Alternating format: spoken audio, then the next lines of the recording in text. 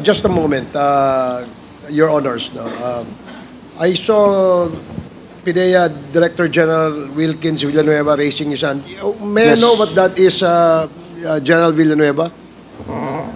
Mr. Chair, habang tinatanong ni Honorable Congresswoman Luistro si Colonel Asierto, inabanggit niya ang pangalan ko as one of those na may patong sa sindikato. Sige, please explain. You have 2 minutes. Mr. Chair, nagsilbi ako ng 38 years laban sa insurgency, anti-terrorism, kidnapping, at illegal drugs. Never na pumatong ako. Kaya kong tumingin kahit kaninong mata na wala akong pinirahan kahit kanino. Now, bakit ko daw kinlir si Michael Yang? 2004, kahit magtumbling-tumbling si Colonel Asierto, walang pangalang Michael Yang na personality sa Davao Clandestine Laboratory. Dahil kung kasama ang Michael Yang doon, dapat kasama siya sa kinasuhan namin. Umabot ng 2016, wala pa rin Michael Yang. Now, tinanong ni Honorable Congresswoman Luistro, si Colonel Asierto, ano ba ang report na ibinigay mo kay General, kay Chief PNP? Ang sabi niya, si Michael Yang ay kasama ni Alan Lim at Johnson Chua. Johnson Chua is a personality. Kasama po siya sa kaso. Alan Lim is a personality na nahuli sa Cavite Clandestine Laboratory. Just because kasama mo yung Alan Lim and the Johnson Chua na wala ka pang pinapasok na ebidensya na related sila, ipapasok mo na agad ang pangalang Michael Yang. In fact, walang information na pumasok sa akin na Michael Yang is involved. Point of order, Mr. Chair. Ano ba, sino ang pinapaliwanag ni General Villanueva? Siya ba o si Michael Yang? Sino ba pinapaliwanag mo? Sarili mo? Sarili ko, Mr. Chair. Paliwanag mo yung sarili mo. Yes, sir. Ba't mapagin ka na ibang pangalan dito? No, Mr. Chair, kasi ngayon na lang ako. Mr. Chair, ang Ngayon na lang sinabi ako kasi nagsalita, hindi ako nagkasalita kanina pa. Yes, Mr. Chair. Ang sinabi kasi ni Colonel Asierto, patong ako dahil ikinlir ko si Michael Yang. So, as far as I'm concerned, Mr. Chair, wala akong kahit anong information about Michael Yang. Nagbigay siya ng information kay General Bato, kay General Aquino. So, Alan Lim, involved sa illegal drugs. But, Mr. Chair, baka pwedeng maipakita natin, kasi pinatawag kasi ako sa Malacanang noong 2021 para i-explain yung aking saloobin tungkol kay Alan Lim. Baka pwedeng ma-flash natin, Mr. Chair, yung alleged Alan Lim na picture ng kanina na dalawa. Okay, yes. He is lawyering for Michael Yang and No, Alan Mr. Lim. Chair. No, Mr. Chair. General Villanueva, may I just ask you to refrain from speaking because the committee members feel that you are lawyering for someone. No, Mr. I Chair. just allowed you to speak because your name was alluded Yes, to. Mr. It was Chair. mentioned in the questioning propounded by Congresswoman Luistro. Yes, so, Mr. Chair. yun lang ang iyong sabihin, no? Wala nang iba. Do not speak in behalf of whoever. Yes, sir. Yung Sir, sarili mo Mr. lang. Chair, Mr. You Chair. have For the sake of accuracy, can we please confirm first from Colonel Asierto if he is included dun sa pumapatong? Mr. Chair. Andiyan pa ba si Colonel Asierto? Colonel Asierto? Yes, sir. Yes, Mr. Chairman. Yes, ang tanong ni Congresswoman Luistro, kung included ba raw sa iyong statement na may mga patong itong si General Wilkins Villanueva? Ang sinasabi ko po is clear niya si Michael Yang at si Alan Lim dun sa sinasabi niyang statement sa Malacanang. Ngayon, bakit niya i-clear? Kinausap niya ba si Michael Yang? Kinausap niya ba si Alan Lim at that time? Bakit niya clear? Kasi inutos sa kanya ni Bongo, saka ni Presidente Duterte. So, yan ang yung basis para sabihin na si General Villanueva ay kasama sa patong. Tama po ba? Opo, dahil pinatagtahan niya yung dalawa eh. Ayan, very clear ang sinabi ni Colonel Asierto. So, Yes, Mr. Chair. you can actually defend yourself. Yes. I'll give you 1 minute to do that, General Villanueva. Ito, Mr. Chair, yun explain ko nga, sir, Mr. Chair. Bakit ko kinlear si Michael Yang? Kasi wala akong information eh.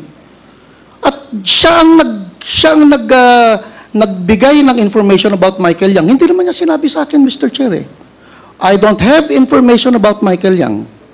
Yung kay Alan Lim, Mr. Chair, kasi, Mr. Chair, I was trained ng facial recognition sa International Law Enforcement Academy sa Bangkok, Thailand. And part of that module is facial recognition.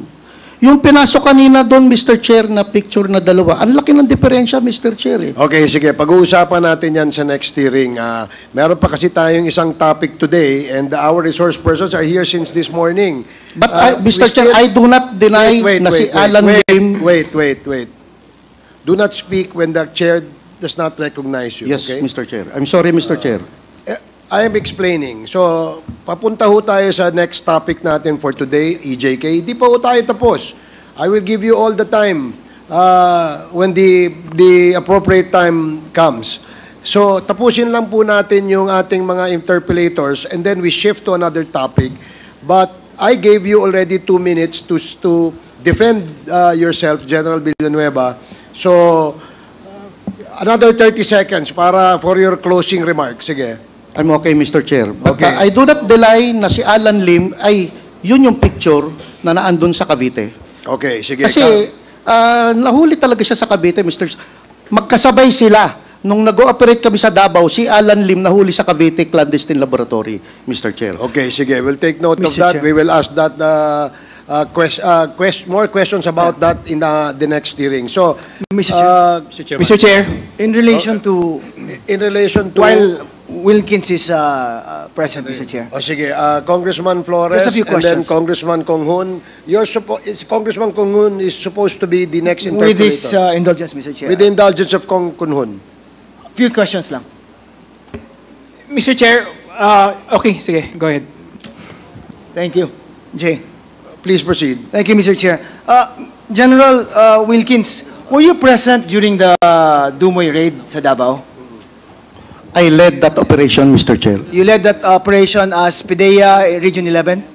Yes, Mr. Chair. And you were with your personnel at that time that the raid was conducted? It was a joint operation by PIDEA 11, PACER Northern Mindanao, PACER Mindanao Area Office, Intelligence and Investigations Service ng Regional Office 11. So several units. And including AIDSOT, Mr. But you as the lead?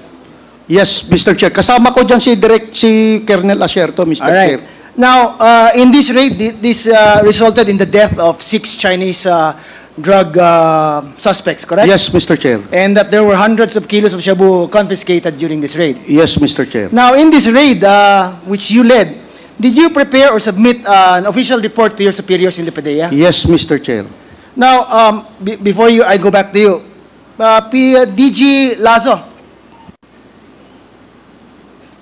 Yes, Your Honor. Sir, does PIDEA have a record of this report that General Wilkins is referring to? None, Your Honor. None? Yes, Your Honor. From the official records of PIDEA? Yes, Your Honor. Why is that so, Director General Lazo? The reason that I'm getting from my office, Your Honor, is that PIDEA only came into creation 2002. So this happened in 2004. So apparently, hindi pa institutionalized yung submission of reports noon. So Point of order, Mr. Chair. What is the point of order of Congressman Ako?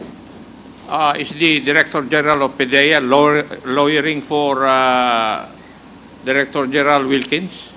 I'm sorry, Your Honor. Because the question of the Honorable Kate Flores requires an answer from DG Wilkins Villanueva.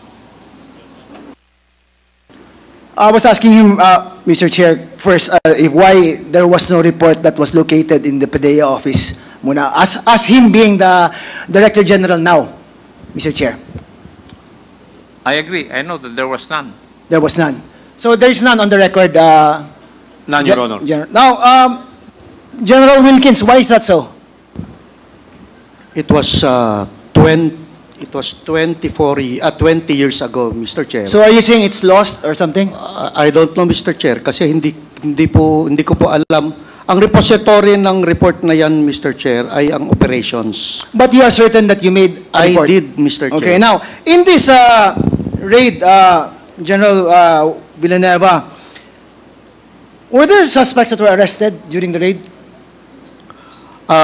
Yung asawa, Mr. Chair, ni Alan C. At yung kapatid niya na si Jong Lim. Wala na ibang mga Chinese that na nahuli? Wala na po, Mr. Chair. So there's no truth to the reports that there were 11 other suspects that were arrested? I don't know what he's talking about, Mr. Chair. Okay, so there's no truth also to the fact that there was this news report made by a certain reporter, Edith Regalado, dated January 2, 2005, that there were 8 other Chinese individuals who were arrested as a result of that raid?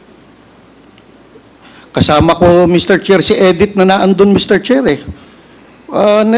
Wala namang na-arrested dun sa loob ng laboratory, Mr. Chair. Or subsequent to that raid, were there any other arrests that were made that resulted in the arrest of other Chinese individuals? Except for yung magkapatid na si Pilapil at si Jong, walang ibang